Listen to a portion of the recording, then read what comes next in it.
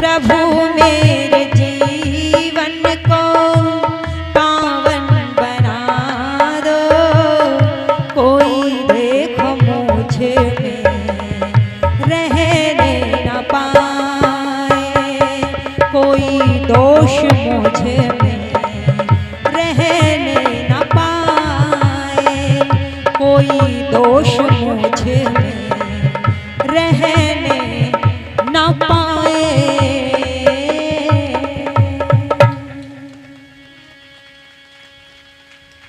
धन्यवाद आप सभी का। पावन पवित्र वेदी पर विराजमान, बहुत बहुत धन्यवाद। हमारे नौजवान भाई, बड़ा सुंदर परिचय कल आपने दिया था। वैदर्सर गुरुकुल प्रणाली को बढ़ावा देने के लिए दो भाइयों का एक जोड़ा यहाँ पर उपस्थित है। आप 100 रुपये देकर के हमारा उत्साह बढ़ा रहे हैं, सम्मान कर रहे हैं। आपका मैं बहुत बहुत धन्यवाद करती हूँ। नाम आप बता दो। हाँ जी, नाम, अच्छा नाम क्या है? नाम क्या है?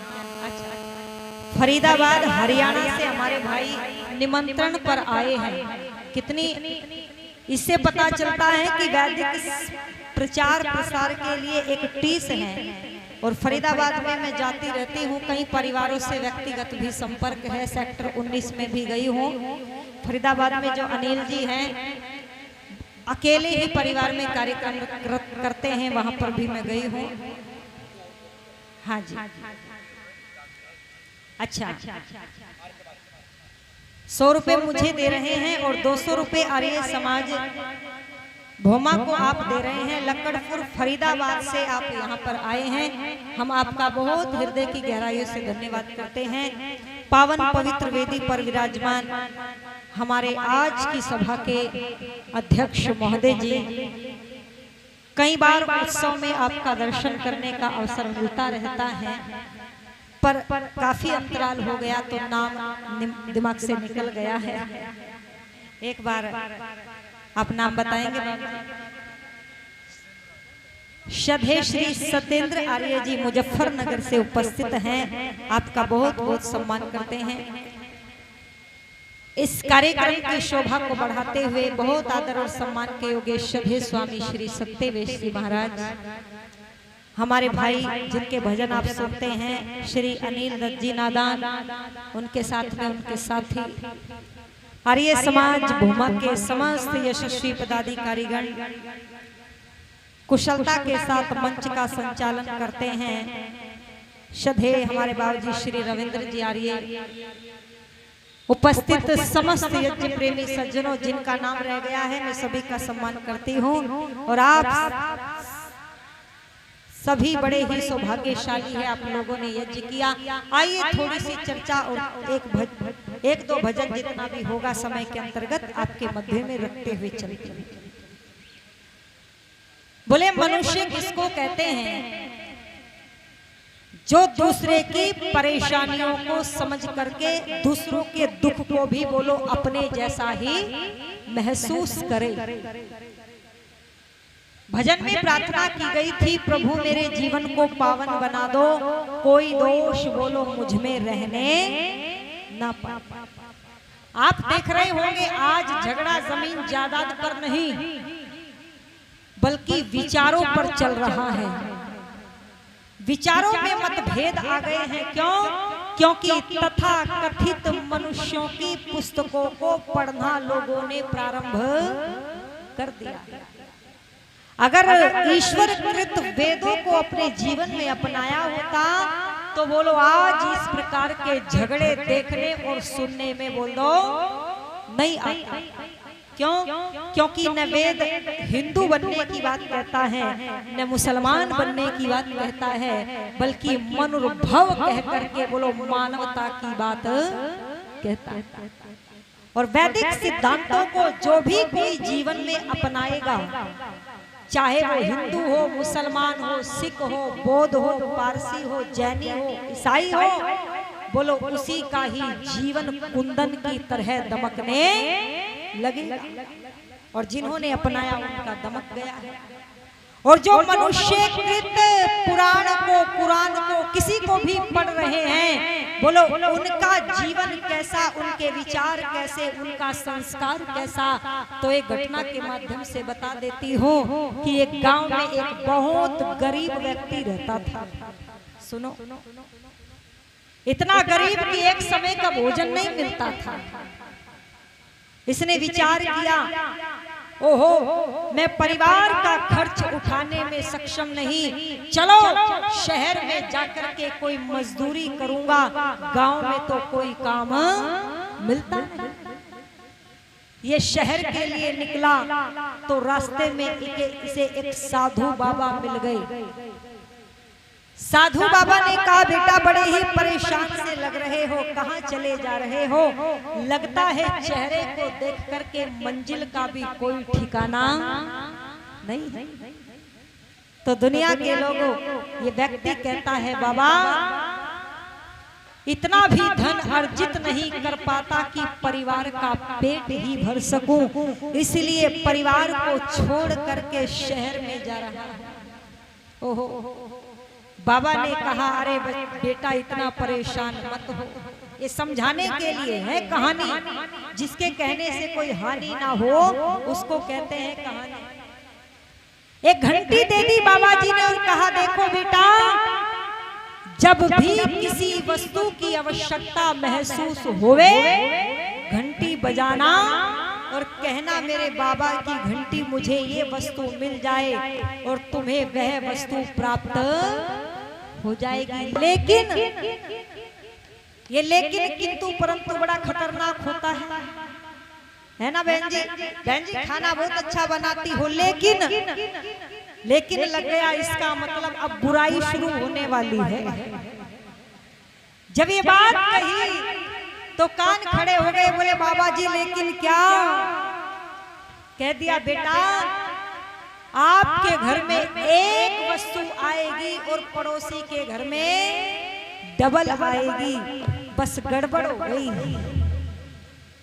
घंटी लेकर के घर पर गया, ये पत्नी बोली, क्या बात है, शहर में गए थे वापिस आ गए?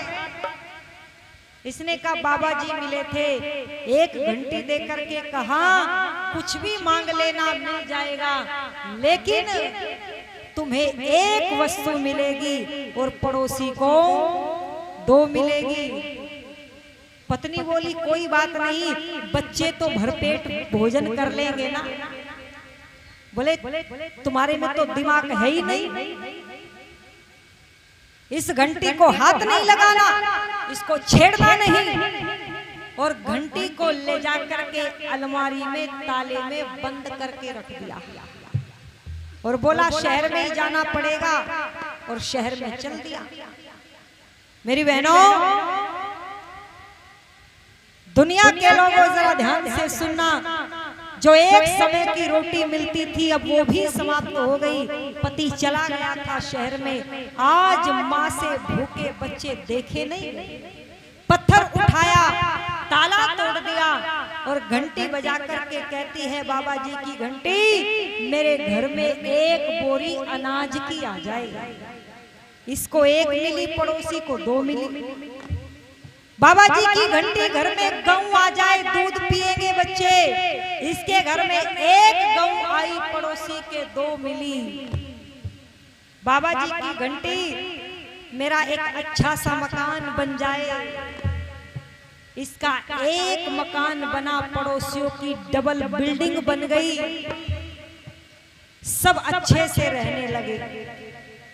कुछ दिनों के बाद भाई साहब शहर से लौट कर के आए तो देखा गांव की हालत बदली हुई लगी, डबल बिल्डिंग के मकान खड़े हैं। समझ गया पत्नी ने कारनामे कर दिए, दौड़ करके घर में गया, ये नहीं पूछा तुम कैसी हो, बच्चे कैसे हैं, बोला मैंने रोका था पर तुम नहीं मानी, तुमने घंटी को छेड़ दिया। ये बोली, सुनो, बच्चे भूखे मर रहे थे, देखे नहीं गए, छेड़ दिया, अब तो जो करना है कर लो। इसने कहा क्या करूंगा, घंटी उठा करके ला। ये घंटी उठा करके लाई, इसने घंटी बजाई और घंटी बजा करके बोला मेरे बाबा की घंटी, मेरी एक टांग टूट जाए। इसकी एक टूटी, पड़ोसियों की दोनों टूट गई। मेरे बाबा की घंटी, मेरी एक आंख फूट जाए। इसकी एक फूटी, पड़ोसियों की दोनों फूट गई। और बोला मेरे बाबा की घंटी, मेरे घर के दरवाजे के ठीक सामने एक कुआं बन जाए। इसके घर के सामने एक कुआं था, पड़ोसियों के डबल कुएं हो गए। और बिना आंख के, बिना टांग के बेचारे किसी कारण जब घर से निकले तो कुएं में गिर गिर करके मर गए। बोलो ये थे इसके विचार।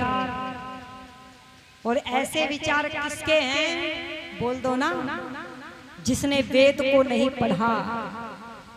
जो मनुष्य कृत पुस्तकों को पढ़ते हैं वो अपनी ही उन्नति में प्रसन्न रहते हैं। बोलो ना उनको ईश्वर से कुछ लेना देना होता है, ना उनको मानवता से कुछ लेना देना होता है। और बोल दो उनका धन, उनका तन, उनका मन किसी भी अच्छे कार्य में लगता नहीं। और फिर क्या होता है? वो तन से भी रोगी, मन से भी रोगी। बहन जी क्या करे, रात को नींद नहीं आती। मैंने कहा जब मन में इतनी उथल पुथल चलेगी तो नींद कैसे आएगी भाई साहब? नींद प्राप्त करने के लिए तो मानव बनना पड़ता है। और धन की बात कहे, अरे शुगर मिल का मालिक है पर चीनी नहीं खा सकता। क्यों? क्योंकि कभी हाथ से छूटा ही नहीं। अच्छे कार्यों में धन की तीन गति, या तो पुरुषार्थ करके यज्ञ आदि सत्संग आदि में दान करे। दूसरी गति शरीर की आवश्यकताओं की पूर्ति के लिए भोग करे। पर यजुर्वेद को पढ़ लेना, तेन तक तेन भुंजिता, बोले त्याग पूर्वक भोग करे। मेरा कैसे? बोले जैसे किराएदार किराए के मकान में रहता है ऐसे धन का उपयोग करे। जानते हो ना किराएदार कैसे रहता है? उसको उस घर से प्यार नहीं होता। कल का टूटता आज टूट जाए, उसको उस घर से कोई लेना देना नहीं। और तीसरी गति, ना दान किया ना भोग किया तो निश्चित रूप से नाश होगा। बेटा शराब के अड्डों पर बर्बाद कर देगा, जुए में हार करके आ जाएगा, कोई कनपटी पर बंदूक रख करके छीन करके ले जाएगा, चोर उठा ले जाएगा, एक्सीडेंट में डॉक्टर के पास चला जाएगा, मुकदमों में वकीलों के पास चला जाएगा। और यदि यहाँ से भी बचा तो कोई ऐसा प्रधानमंत्री आएगा जो कह देगा 1000 और 500 का चलने वाला, जैसे कमाया था वैसे ही बहा दिया। पर सुनो, मेरे देश की संस्कृति कैसी हुआ करती थी बहनों, महाभारत का वो प्रसंग याद आ रहा है। कर्ण पड़ा है रणभूमि में घायल अवस्था में, कृष्ण अर्जुन के सामने कर्ण की प्रशंसा करने लगे। अरे ओ अर्जुन, हानि होगी हानि।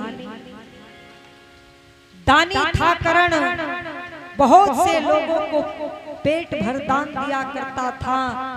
अर्जुन से प्रशंसा सहन नहीं हुई। बोले माधव, कभी कहते हो तीर चला बाण चला और अब प्रशंसा करते हो। क्या हम दान नहीं देते? हम दानी नहीं हैं? कृष्ण ने कहा अर्जुन तुम भी दान करते हो, तुम भी दानी हो, लेकिन कर्ण जितने दानी नहीं हो। और चलो, दोनों साधु भेष धर के कर्ण के पास चले गए। कर्ण दान दे दे। कर्ण ने कहा महाराज दान देने की अवस्था में नहीं हूं। इतना ही सुनना था, गोपाल ने कहा चलो, इसके पास कुछ नहीं है, कंगाल हो गया। ठहरो महाराज ठहरो, मेरे पास यहाँ देने के लिए कुछ नहीं, पर मेरे घर पर जाकर के मेरी पत्नी से दान ले लो। कितना विश्वास था, पति और पत्नी मिलकर के दान करते थे। और लिखा है पृथ्वी सिंह बेधड़क जी ने कुछ पंक्तियों के माध्यम से क्या कहता है, हे जो चाहो घर से ले आओ, वो मेरी प्राण प्यारी दे देगी। और महाराज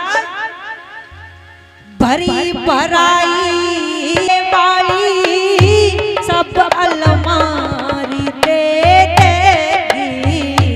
ओ जो चाहो घर से ले आओ, प्राण की भराई।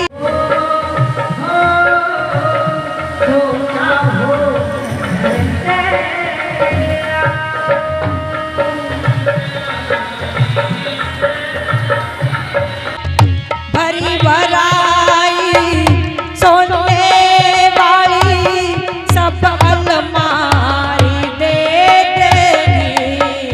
ओ हो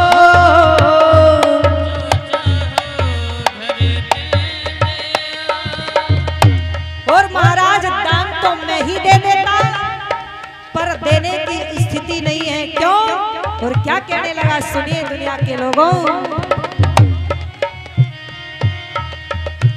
कात हुआ छलनी मेरा सब, धरती पे लहू बह गया।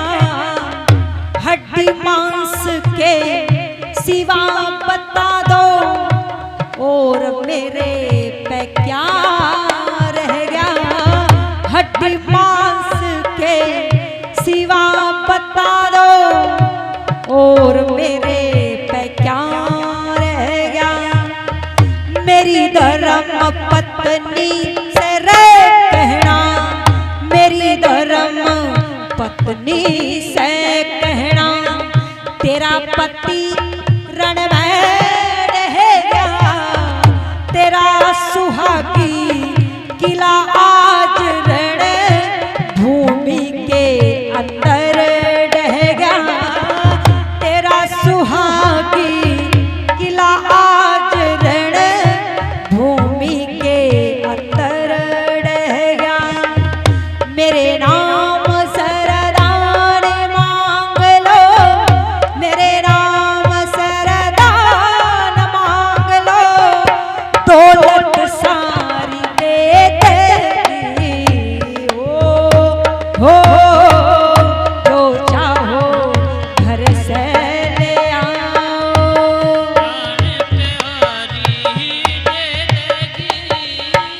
भरी भराई सोने वाली सब अलमारी दे देगी। ओ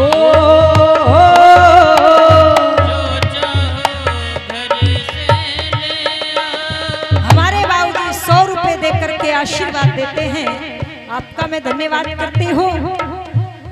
कर्ण के शब्द सुनकर के कृष्ण ने कहा, रे ओ कर्ण मजाक करता है क्या।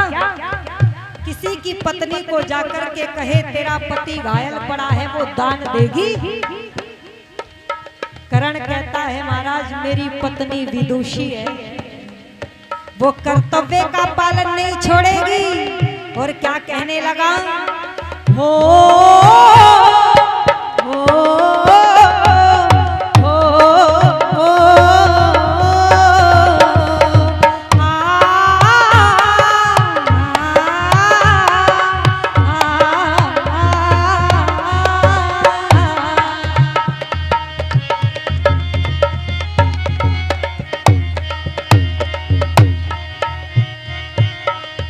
अपने द्वार पर खड़े हुए जब देखेगी ब्रह्मजननी को, सबसे पहले हाथ जोड़ के करे नमन।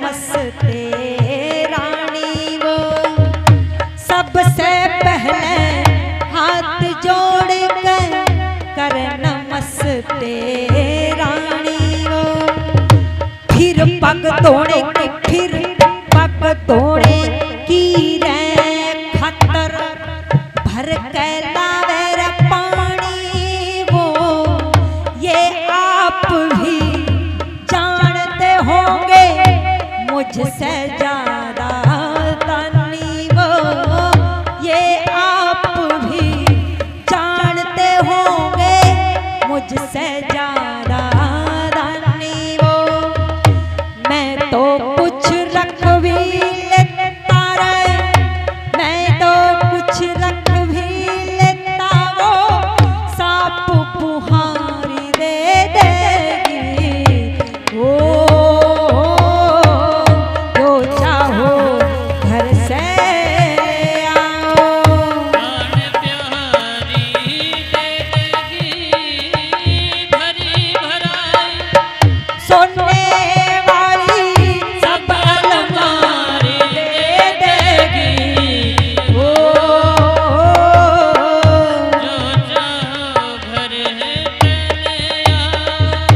मंच पर उपस्थित हैं श्रद्धेय आचार्य श्री वीरेंद्र जी रत्नम आपका हृदय की गहराइयों से सम्मान करते हैं और सुनिएगा क्या कहते हैं। एहसान कर दीजिए महाराज दान लेकर के, ये थी मेरी संस्कृति। देने वाला कहता था एहसान है आप ले रहे हैं साहब, अब तो देने वाला कहता है एहसान मानिए हम दे रहे हैं। पर क्या कहता है सुन लीजिए।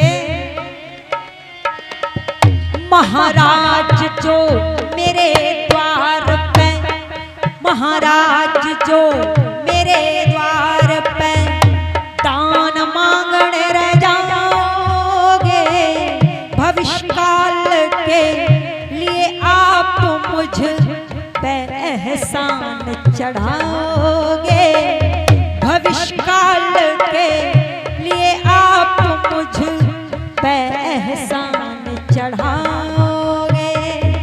सारी उम्र भर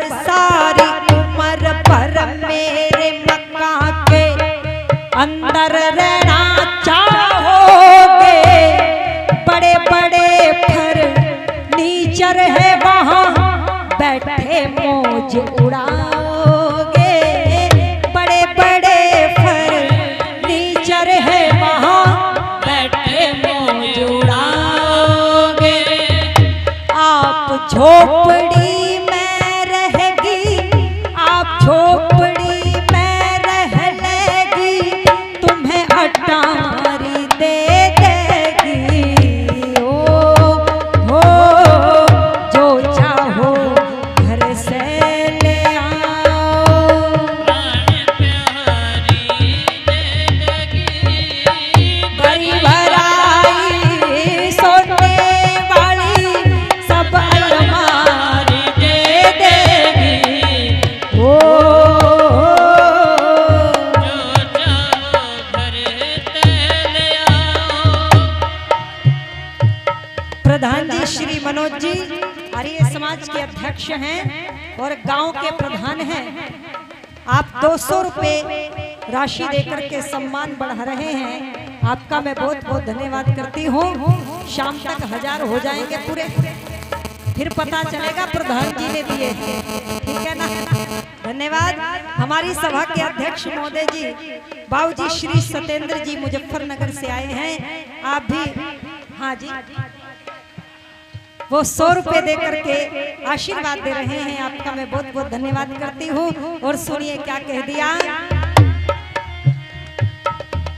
जैसा आप उचित समझो वो घर पे जाकर कर लेना, चिन्नी चावल मूंग मोठ जो गेहूं चना मटर लेना, चिन्नी चावल मूंग मोठ जो गेहूं चना मटर लेना।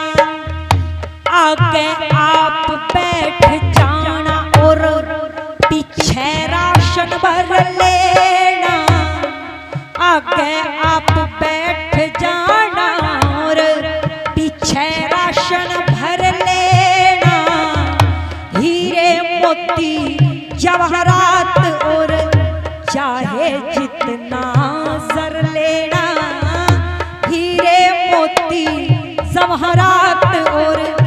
चाहे जितना जर लेना। पृथ्वी सिंह बेधड़क कहे रे, पृथ्वी सिंह बेधड़क कहे वो मोटर लारी दे देगी। ओ हो जो चाहो घर से ले आओ, प्यारी दे देगी। भरी भराई सोने वाली सब अलमारी दे देगी। ओ जो चाहो घर से ले आओ, जो चाहो घर से ले आओ, जो चाहो घर से ले आओ।